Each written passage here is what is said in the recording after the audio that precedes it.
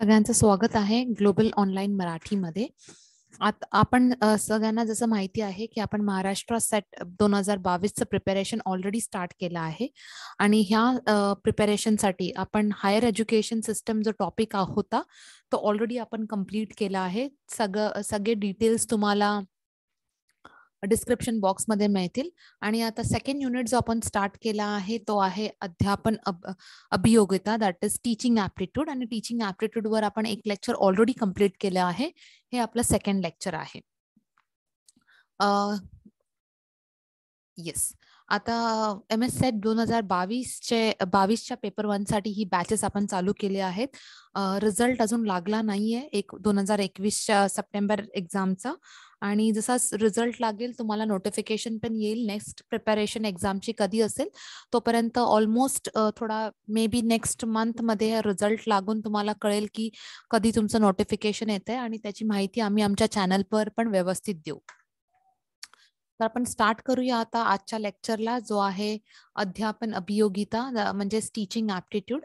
आणि ही आपण जी बॅच चालू केली आहे ही आहे 2022ची बॅच. आणि या बॅचेसमध्ये आपण पेपर 1 साठी सगळे लेक्चर्स कंडक्ट करत आहोत. आणि हे पेपर 1चे लेक्चर्स तुमच्या नवीन एक्झाम्सच्या प्रिपरेशनसाठी आहेत. म्हणजे तुम्ही तुमचं प्रिपरेशन अजून स्टार्ट नसेल केलं तर तुम्ही या लेक्चर्स लिंक बॉक्स डिस्क्रिप्शन बॉक्समध्ये लिंक चेक करू शकता आणि तुम्ही तुमच्या अभ्यासाला सुरुवात करू शकता. 2022साठी महाराष्ट्र सेट 2022च्या पेपर 1 साठी ग्लोबल ऑनलाईन मराठीनी नवीन बॅचेस चालू केल्या आहेत. आणि ह्या बॅचेसचं वैशिष्ट्य असं आहे की तुम्हाला 100 पेक्षा जास्त लाईव्ह लेक्चर्स मिळतील, जे unit wise full syllabus cover करतील. टेस्ट सिरीज असतील आणि ते बेस्ड असतील सगळ्या युनिट्सवर. तुम्हाला ते प्रॉपर प्रॅक्टिस मिळेल test series through. Previous year question papers सुद्धा आम्ही घेणार आहोत 2011 ते 2021. तर 2021चा पेपर पण ह्याच्यात ऍड केला जाईल. 200 पेक्षा जास्त फुल सिलेबस व्हिडिओ लेक्चर्स देखील तुम्हाला मिळतील. आणि त्याची फीज असेल फक्त 1999. जर तुम्हाला काही डाऊट असेल, तुम्हाला काही क्वेरीज असतील तर तुम्ही दिलेल्या व्हॉट्सअप नंबरवर माहिती घेऊ शकता. आणि या नंबरवर तुम्हाला काही क्वेरी असेल ते पण तुम्ही क्लॅरिफाय करू शकता. आता आपण जस्ट लास्ट लेक्चरमध्ये हा आपला दुसरा लेक्चर आहे टीचिंग ऍप्टिट्यूडचा.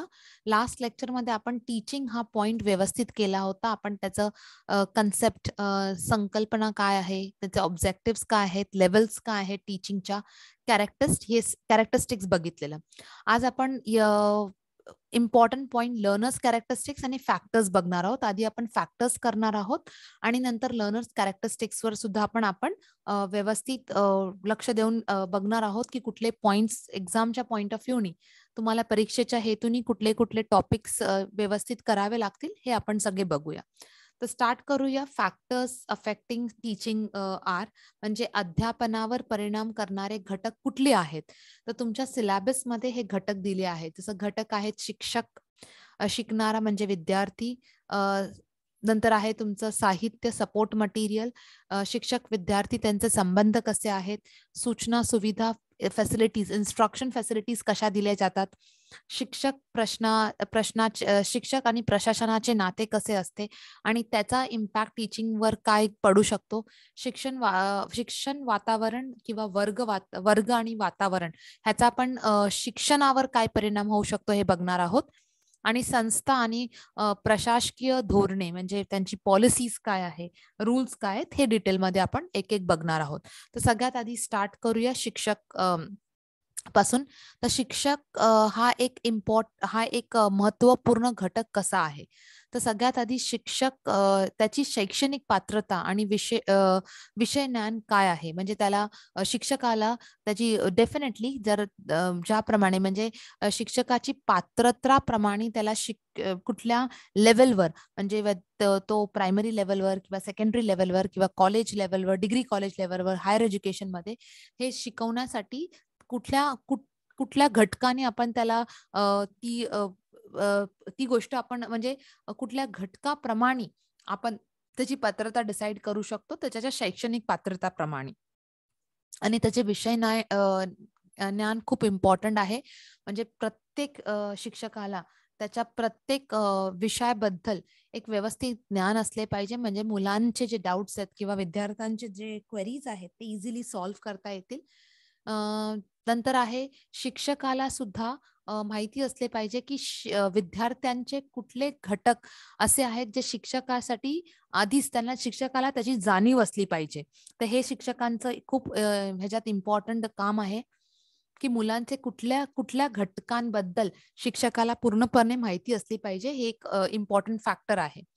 शिक्षकाचा अनुभव बऱ्याचशा गोष्टी अनुभवाच्या अनुभवावर पार पाडल्या जातात. जसं काय आपण बोलू शकतो की मुलं कुठल्या प्रकारची मुलं असतात, मुलांची मस्ती कुठल्या प्रकारची असते, कुठल्या पद्धतीने मुलांना समजावू शकतात किंवा कुठल्या पद्धतीने त्यांच्यात शिक्षणाची आवड निर्माण करू शकतात. ह्या सगळ्या गोष्टींसाठी शिक्षकाला त्याचा अनुभव खूप उपयोगाचा ठरतो.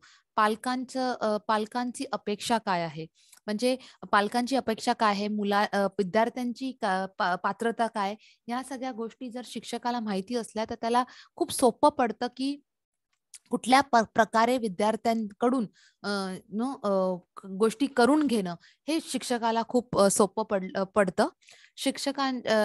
शिक्षकाचे कौशल्य म्हणजे काही गोष्टी अशा असतात की तुम्हाला ज्ञान भरपूर आहे, तुमच्याकडे अनुभव आहे, पण तुमच्याकडे ते कौशल्य नसतं. त्याच्यामुळे काही गोष्टी अशा आहेत की त्या होऊ शकत नाही. मग जरी शिक्षकाकडे अनुभव नसला, बट त्याच्याकडे एक ते कौशल्य असलं की त्या गोष्टी करून घेण्यासाठी खूप म्हणजे त्या गोष्टी त्या इझिली करू शकतात. तर कौशल्य पण हे काही इम्पॉर्टंट रोल प्ले करतो. शिकवण्याची पद्धती, आता जसं आपण मेथड्स ऑफ टीचिंग बोलतो, प्रत्येक शिक्षकाला माहिती असलं पाहिजे, प्रत्येक शिक्षकाला ही गोष्ट खूप लक्षात असली पाहिजे की मुलांप्रमाणे शिक्षक आपल्या शिकवण्याच्या पद्धती त्यांना बदलाव्या लागतात. सगळ्या मुलांना एकाच पातळीत किंवा एकाच पद्धतीने शिकवलेलं कदाचित लक्षात नाही येऊ शकत किंवा त्यांची ती कॅपॅसिटी नसते.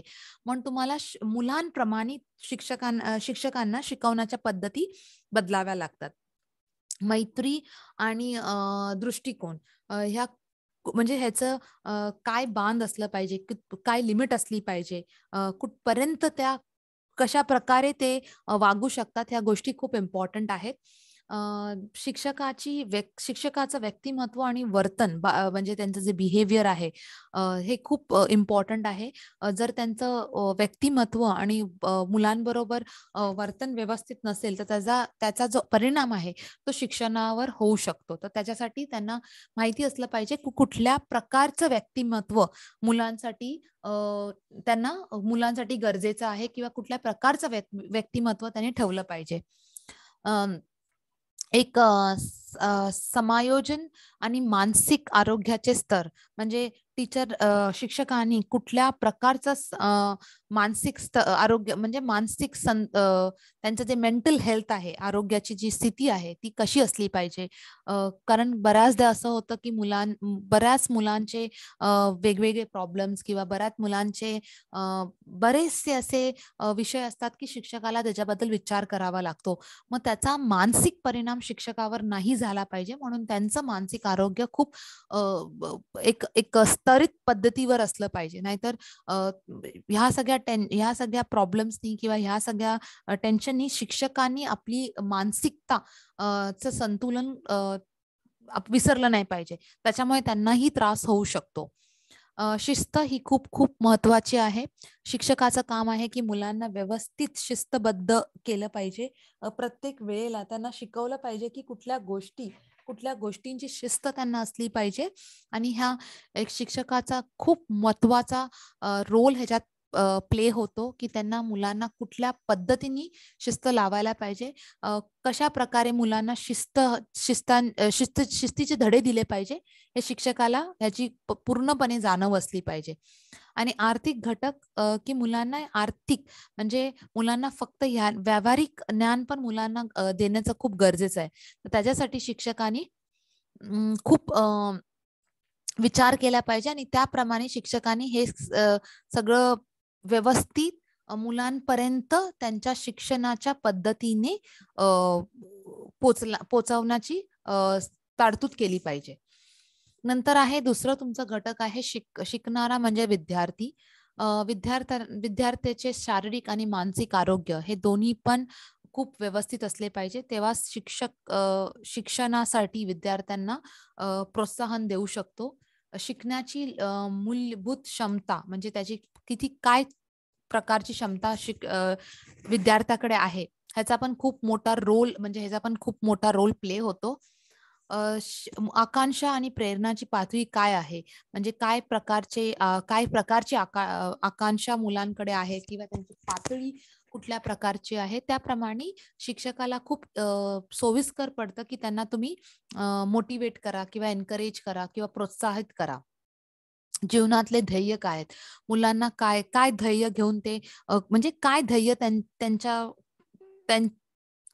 आहेत की ज्याच्याबद्दल त्यांनी शिक्षण घेतलं पाहिजे. तर त्यांचे ध्येय काय आहेत हे पण व्यवस्थित लक्ष दिलं पाहिजे आणि त्यांची तयारी आणि इच्छाशक्ती किती आहे.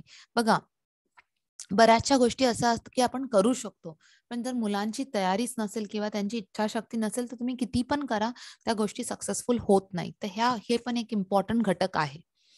नंतर आहे तुमचं साहित्य.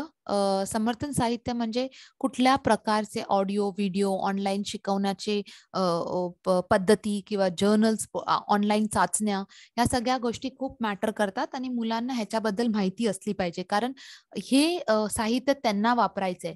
मग हे कशा प्रकारे वापरलं पाहिजे, कुठल्या प्रकारे वापरलं पाहिजे, हे मुलांना ह्याची माहिती असली पाहिजे. आणि शिक्षकांना ह्या माध्यमातून शिकवायचं तर शिक्षकाला पण ह्याची माहिती असली पाहिजे. ह्याच्या व्यतिरिक्त अध्यापन जे आहे, शिकवण्याच्या प्रतिक्रियाची प्रभावीता वाढवण्यासाठी शिक्षकांची कामगिरी सुलभ असली पाहिजे. म्हणजे त्यांनी जे शिकवणार आहेत किंवा शिकवतायत, त्याची जी इफेक्टिव्हनेस आहे, त्याचा जो इम्पॅक्ट आहे, तो व्यवस्थित आला पाहिजे. नाहीतर त्यांच्या मेहनतीचं काही जर आउटपुट नसेल किंवा काही रिझल्ट नसेल, तर ही प्रोसेस जी आहे शिकवण्याची किंवा शिकण्याची पद्धती आहे, त्या फेल होऊ शकतात. नंतर आहे तुमचं शिक्षक आणि विद्यार्थ्यांचं नातं. ह्याचा खूप चांगला ताळमेळ असला पाहिजे. पालक नसलेले प्रौढ म्हणून अधिकार शिक्षकांकडे असली पाहिजे. सामाजिक वातावरणात स्वतःचा शोध म्हणजे सेल्फ डिस्कव्हरी ज्याला आपण बोलतो, हे सामाजिक वातावरणातून विद्यार्थ्यांनी कसं केलं पाहिजे, ही पण शिकवण शिक्षकांनी विद्यार्थ्यांना दिली पाहिजे. पॉझिटिव्ह रिलेशनशिप हे डेव्हलप झालं पाहिजे आणि पॉझिटिव्ह लर्निंग स्ट्रक्चर म्हणजे ज्या पद्धती आहेत त्याच्या थ्रू पॉझिटिव्हिटी झाली पाहिजे. तरच शिक्षक आणि विद्यार्थ्यांच्या ह्या नात्यामध्ये जर ही पॉझिटिव्हिटी असली, तरच हे बघायला मिळतं की मुलांची जी शिकण्याची प्रतिक्रिया असते ना, ती खूप पॉझिटिव्ह असते आणि इझिली शिक्षक ह्या गोष्टीला पुढे नेऊ शकतात. जर त्यांचं रिलेशनशिप किंवा त्यांचं ताळमेळच नसेल, तर ह्या सगळ्या गोष्टी खूप डिफिकल्ट होतात आणि चॅलेंजिंग होतात. नंतर इन्स्ट्रक्शनल फॅसिलिटी म्हणजे सूचनात्मक सुविधा, ज्या सूचना दिल्या जातात शिक्षकाकडून विद्यार्थ्याला, त्याच्यासाठी पण बरेचशा सुविधा असल्या पाहिजे. जसं काय काही आवश्यक गोष्टी आहेत. नंतर सेमिनार रूम्स आहेत, लायब्ररीज आहेत किंवा ऑडिओ व्हिज्युअल रूम्स आहेत. ह्या सगळ्या गोष्टी तयार असल्या पाहिजे. अध्यापन शिक्षण प्रतिक्रिया ह्यांनी काय होतं, या सगळ्या गोष्टी व्यवस्थित जागच्या जागी असल्या की त्यांनी प्रतिक्रिया जी आहे शिक्षणाची ती वाढते. म्हणजे त्याच्यात डेव्हलपमेंट बघायला मिळतं, ग्रोथ बघायला मिळते. टीचर ऍडमिनिस्ट्रेशन रिलेशनशिप, जेव्हा आपण संबंध प्रशासन आणि शिक्षकांचे संबंध बघतो, तर ते पण व्यावहारिक असले पाहिजे. त्याच्यावर जर ते व्यावहारिक नसले किंवा ते सुरळीत नसले, तर त्याचा जो परिणाम आहे तो शिक्षकाच्या शिकवण्याच्या पद्धतीवर दिसू शकतो. तर ते झालं नाही पाहिजे आणि शिक्षकाला तेवढं तरी फ्रीडम दिलं पाहिजे की बाबा कुठल्या पद्धतीने शिकवायचंय आणि कसं मुलांना शिकवायचं आणि मुलांना त्याच्यासाठी घडवायचं आहे, एवढा फ्रीडम म्हणजे ह्या गोष्टींचं लिबर्टी शिक्षकाकडे असली पाहिजे. जेव्हा आपण वर्ग आणि शिक्षण ह्याचं वातावरण बघतो, म्हणजे हे वातावरण कसं असलं पाहिजे, ह्याच्यात जी प्रतिक्रिया आहे ती पॉझिटिव्ह असली पाहिजे. प्लस मॉडर्न टाइम्स म्हणजे आपण मुलांना फक्त ट्रेडिशनल लर्निंग देऊन सोडू नाही शकत, पण ते आधुनिक काळात कसं त्याचं परिवर्तन आहे, कुठल्या प्रकारचं विचार शक्ती असली पाहिजे, कुठल्या प्रकारचा बदल मुलांमध्ये घडला पाहिजे, ह्याचं सगळं ह्या गोष्टींचं पण वर्ग आणि शिक्षण मध्ये वातावरणामध्ये ह्या गोष्टी पण लक्षात ठेवल्या पाहिजे. शैक्षणिक सेटिंग शिकवण्याची सोय करण्यास मदत होते. म्हणजे ह्या सगळ्या गोष्टींनी आपण हे बघतो की जी एज्युकेशन आहे त्याचं म्हणजे जे शिक्षण आहे त्याच्यात त्याचे खूप फायदे होतात आणि मुलांना त्याचे फायदे होतात. त्याच्यामुळे भारताचं भविष्य उज्ज्वल होऊ शकतं. इन्स्टिट्यूशन म्हणजे संस्था आणि प्रशासकीय ज्या धोरणे आहेत त्या पण अशा असल्या पाहिजे की त्यांच्यामुळे शिक्षणामध्ये काही बाधा नसली आली पाहिजे. ज्या बेसिक फॅसिलिटीज आहेत किंवा ज्या सुविधा आहेत, ज्या सर्वसामान्य सुविधा आहेत त्या मुलांसाठी डेफिनेटली क्लासरूममध्ये असल्या पाहिजेत. आणि जसं काय आपण टीचर बद्दल म्हणजे शिक्षकाबद्दल बोलतो, आपण ऑलरेडी हा एक पॉइंट केला आहे की शिक्षकाला तेवढी तरी लिबर्टी मिळायला पाहिजे की त्यांची जी पद्धती आहे शिकवण्याच्या पद्धती त्याच्यामध्ये त्यांचे डिसिशन्स आहेत जे त्यांना जे गोष्टी पाहिजेत त्या गोष्टीचं फ्रीडम देता आलं पाहिजे. किंवा काय होतं, जर शिक्षकांवर हे बर्डन असतं तर शिक्षकांना खूप गोष्टीचं चॅलेंज म्हणजे खूप गोष्टी चॅलेंजिंग वाटतात आणि त्याच्यामुळे त्यांचं जे शिकवण्यावर लक्ष असतं त्याच्यावर परिणाम आपण बघू शकतो. आता हे आपण केलं टीचर म्हणजे फॅक्टर्स म्हणजे हे कुठले घटक आहेत ज्याच्यामुळे शिक्षणामध्ये काहीतरी चढ-उतार होऊ शकतात किंवा शिक्षक आणि विद्यार्थ्यांच्या शिक्षण म्हणजे शिकण्याच्या किंवा शिकवण्याच्या पद्धतीमुळे काहीतरी बदल होऊ शकतो. पण आता आपण जे बघणार आहोत ते लर्नर कॅरेक्टरिस्टिक्स आहे, की म्हणजे जे लर्नर्स असतात त्यांनी काय-काय त्यांच्यामध्ये काय-काय वैशिष्ट्य असले पाहिजे. जसं आपण फॉर एक्झाम्पल आपण बोलतो की त्यांचे सोशल कॅरेक्टरिस्टिक्स आहे किंवा अडोसंट लर्नर्स आहेत किंवा मॉरल कॅरेक्टरिस्टिक्स आहेत, पर्सनल आहे, इमोशनल आहे, अकॅडमिक आहे. या सगळ्या गोष्टीची पण आपल्याला जाणीव असली पाहिजे. याच्यावर पण प्रश्न उत्तरं बरेचसे येतात. तर आपण आता एक-एक बघूया. जसं आपण कॉग्निटिव्ह कॅरेक्टरिस्टिक्स त्यांना आपण 4 हिस्सांमध्ये डिव्हाईड केलंय. एक आहे कॉग्निटिव्ह, पर्सनॅलिटी, सोशल कॅरेक्टरिस्टिक्स आणि फिजिकल कॅरेक्टरिस्टिक्स. तर आपण जेव्हा कॉग्निटिव्ह कॅरेक्टरिस्टिक्स बोलतो त्याच्यामध्ये ऍप्टिट्यूड आहे किंवा तुमची लिटरसी लेवल आहे, तुमचं वाचणं, तुमची एबिलिटी काय आहे, तुमची कम्प्युटर लिटरसी काय आहे, तुमची लर्निंग स्टाईल कुठली आहे, तुम्हाला आधी काय किती गोष्टी माहिती आहेत, ह्या सगळ्या गोष्टी ह्या कॉग्निटिव्ह कॅरेक्टरिस्टिक्स मध्ये येतात. म्हणजेच काय की जेव्हा शिक्षकाला कुठलीही गोष्ट मुलांपर्यंत म्हणजे शिक्षणाच्या माध्यमातून मुलांपर्यंत जर पोचवायची असेल तर मुलांच्या मध्ये ह्या सगळ्या ॲबिलिटीज म्हणजे ह्या सगळ्या कॅरेक्टरिस्टिक्स आहेत की नाही, ह्या बऱ्याचदा आपल्याला बघाव्या लागतात आणि हे काम कोणाचं आहे? शिक्षकाचं. तसंच पर्सनॅलिटी म्हणजे मुलांची पर्सनॅलिटी त्यांना मोटिवेशननी लर्न होतात किंवा त्यांच्यात त्यांच्यात स्वयंशक्ती आहे का, म्हणजे इंटरेस्ट लेवल आहे का, कुठल्या प्रकारचं कंटेंट, कुठल्या प्रकारची लर्निंग पद्धती आहेत, ह्या अँझायटी त्यांना त्यांची टेन्शन किंवा ते लवकर घाबरतात किंवा कुठल्या प्रकारचं कंट्रोल त्यांच्यावर आपण ठेवू शकतो, ह्या सगळ्या गोष्टी सुद्धा बऱ्याच मॅटर करतात. म्हणजे तुम्हाला त्यांची पर्सनॅलिटी आपण या सगळ्या गोष्टी का शिकतोय म्हणजे त्यांच्या मानसिक कौशल्य किंवा त्यांचं पर्सनॅलिटी किंवा त्यांचं सोशल कॅरेक्टरिस्टिक्स किंवा फिजिकल कॅरेक्टरिस्टिक्सच्या हेतूनी तुम्ही तुमच्या पद्धती नेहमी चेंज करू शकता किंवा अशा पद्धती आणू शकता ज्याच्यानी मुलांना काही गोष्टी स्वीकार करणं खूप इझी पडतं. त्यांना खूप काही गोष्टी त्या इझिली लर्न करू शकतात. मग सोशल कॅरेक्टरिस्टिक्स आहेत की मुलं टीमवर्कमध्ये कसं म्हणजे कसं वागतात किंवा ते कॉपरेट करतात की नाही, त्या इतर मुलांबरोबर ते व्यवस्थित अभ्यास करू शकतात की नाही, त्यांच्यामध्ये करिअर विषयी काय सिरियसनेस आहे, एज्युकेशनल लेवल वाईज काय सिरियसनेस आहे, ह्या सगळ्या गोष्टी पण खूप मॅटर करतात. आता फिजिकल कॅरेक्टरिस्टिक्समध्ये त्यांची अबिलिटी काय आहे, त्यांना त्यांना म्हणजे व्यवस्थित व्हिज्युअल अबिलिटी, ऑडिटरी किंवा ऐकायला, टॅक्टिकल अबिलिटी, फटीक म्हणजे मुलं सारखी थकतात किंवा त्यांच्यात एज मॅटर करतं, त्यांचं जेंडर वाईज त्यांचं म्हणजे फरक आपण ह्या गोष्टींवर जास्त इम्पॉर्टन्स देतो. ह्या गोष्टी सुद्धा खूप मॅटर करतात. म्हणजे एखादं मूल फिजिकली नाही स्ट्रॉंग आहे किंवा त्याला त्याची दृष्टी व्यवस्थित नाहीये आणि तुम्ही त्याला लास्ट बेंचवर बसवलाय, की त्याच्यामुळे त्याच्या शिक्षणावर खूप असर पडतो.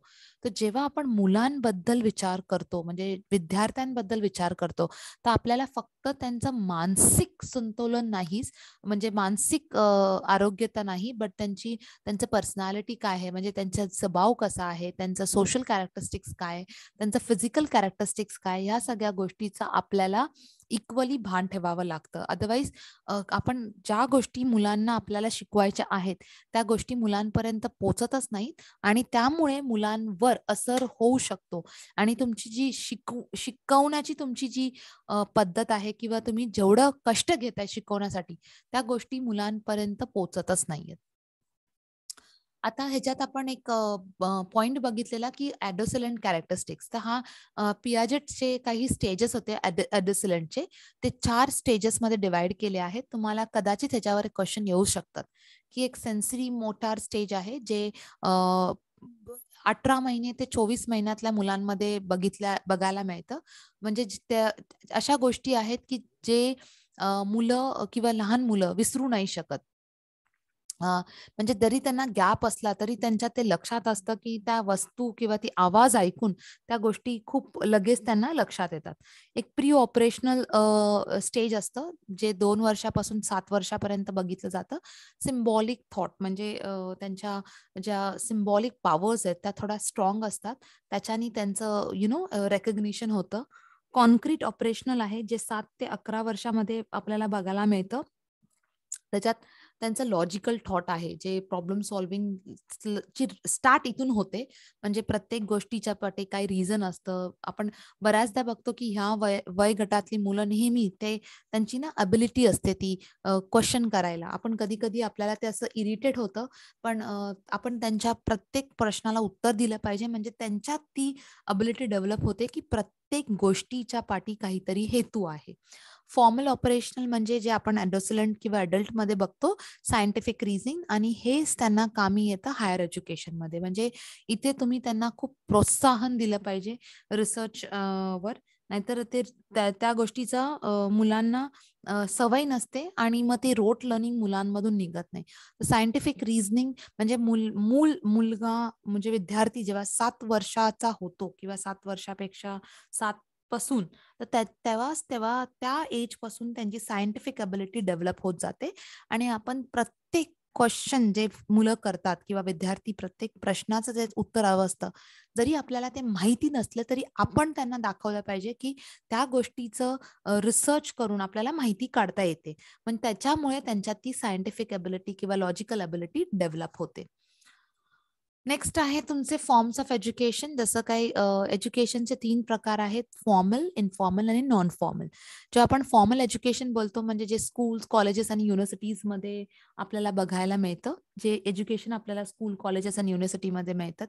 इन्फॉर्मल एज्युकेशन ऑटोमॅटिकली आपल्याला आपल्या फॅमिली थ्रू मिळतं आणि नॉन फॉर्मल जे आपण ऑनलाईन एज्युकेशन आपण ज्याला बोलतो, हे आपल्याला with the help of non formal म्हणजे with the help of correspondence way मध्ये मिळतं. नंतर आहे तुमचं नेक्स्ट ह्याच्यावर एखादं दुसरं क्वेश्चन येऊ शकतं किंवा एक्झाम्पल्सवर तुम्हाला रेकग्नाइज करायचं आहे. नेक्स्ट आहे फेजेस ऑफ टीचिंग. ह्याच्यावर पण एक टॉपिक येऊ शकतो की टीचिंग मध्ये किती फेजेस आहेत. तर बेसिकली टीचिंग मध्ये 3 फेजेस आहेत. पहिलं जे फेज आहे ते आहे प्री ऍक्टिव्ह, दुसरं आहे इंटरॅक्टिव्ह आणि तिसरं आहे पोस्ट ऍक्टिव्ह.